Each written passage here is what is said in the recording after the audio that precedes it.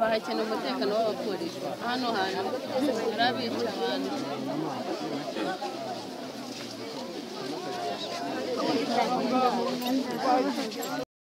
Yes, reka tubahereze ikaze bakunzi ba Rwanda Trends TV5 n'umwanya tuba tugenda tubageza amakuru atandukanye.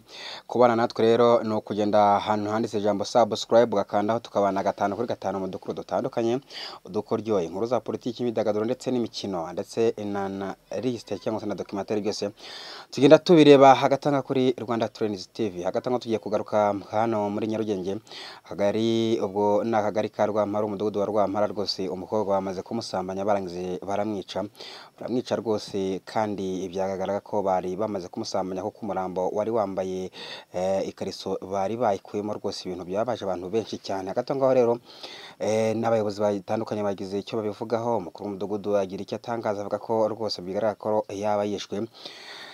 Umutangabuhamya avuze ati n'umukobwa ngo yaje kumubona mu kabari ngo ariko byarangiriye aho ngaho ngo yarimo anywa inzoga. Uwo mukobwa ariko amazina ye n'imyaka barishidikanya ko ntibazi yava ni yajya. Hagati ngo rero turumva nuko umudugudu abivuga.